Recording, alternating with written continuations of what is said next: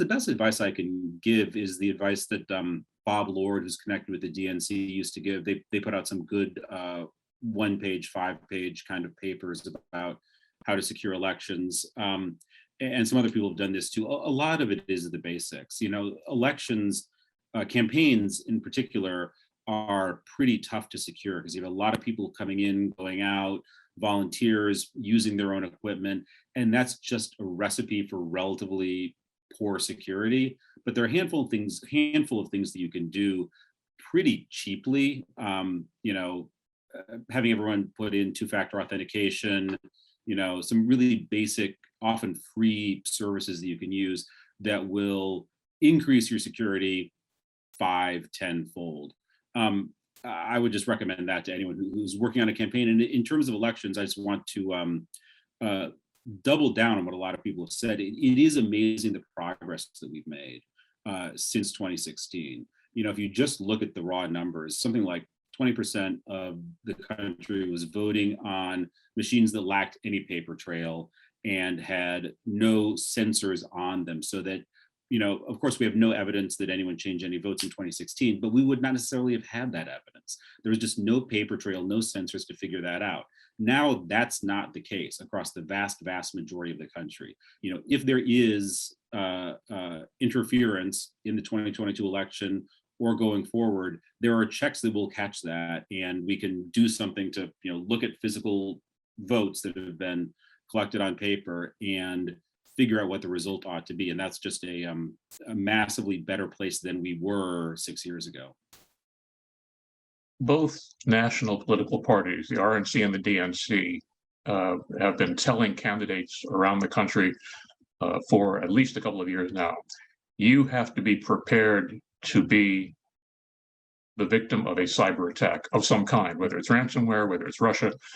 So before you announce, you'd better have your defenses already and your cybersecurity in order. Does that seem reasonable to you, or is that an exaggeration at all? It's reasonable. Yeah, it's absolutely reasonable. It's reasonable on one level in that simply everyone should be prepared to be the victim of a cyber attack or a ransomware attack. I mean, if you are on the public internet, people are scanning and looking for poor defenses and bad passwords, shared passwords, all the little things that can get them into your system. So yeah, for ransomware in particular, everyone should be concerned. But I think the kind of hack and leak operation, or the just sort of hack and spy operations that have happened in elections in the past, I think those are likely, if not now, in the future, to be much more widespread than we've expected before. If I was sitting in Beijing or in Moscow and wanted to know what's happening in American politics, there are a lot of congressional campaigns I'd be interested in, not just because that sort of shows you what the future of Congress is going to be, but Barack Obama was an out there Senate candidate in 2004 who had a decent chance of winning. And that guy became the most important person in the world 4 years later. So if you're, as a national intelligence service, not looking at the future Obamas, then you're not really doing your job. Recently, David Sanger joined us from the New York Times, and he had said that there are more than 30 countries hacking into the United States. And so I asked him, okay, what's at the bottom of the list? What's country number 34 or 38? And he said, Bangladesh. And Bangladesh? Why? And he said, because it's cheap and easy. Yeah, absolutely. I mean, the thing about cyber is it is the most asymmetrical form of warfare that has existed, perhaps in the history of civilization. There are a lot of things that the U.S. can do and China can do and Russia can do that Bangladesh cannot do. A lot of things Bangladesh can do, though. And so if you're a country that is developing, that is looking to play a role in world politics, you should be looking at cyber for espionage purposes. And even beyond that, I mean, for goodness sakes, North Korea has a GDP of certainly less than South Dakota probably. But they're pretty good in cyber, and they've in fact funded a lot of their government operations through ransomware these days. Okay, one last question about targets. The governor of North Dakota, part of the country you're familiar with, the governor of North Dakota said in 2020 that Russians are actually going after small school districts in the northern part of the state.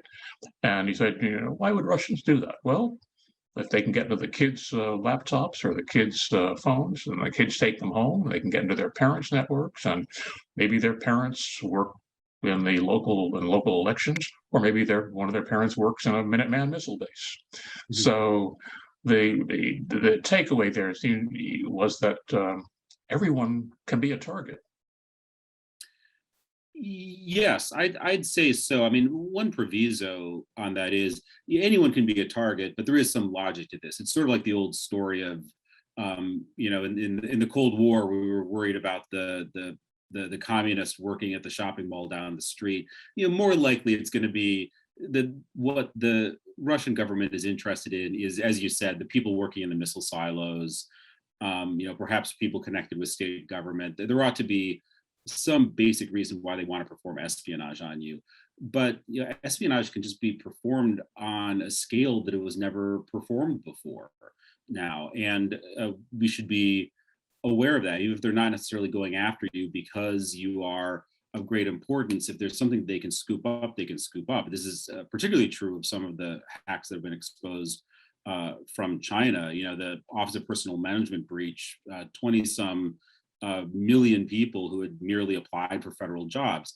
What they were probably interested was a couple of thousand people, but when you can scoop up the whole database, then why not do that? And you can figure out what's useful in the future. The same thing with the Anthem breach, health insurance information that was connected to the Chinese government.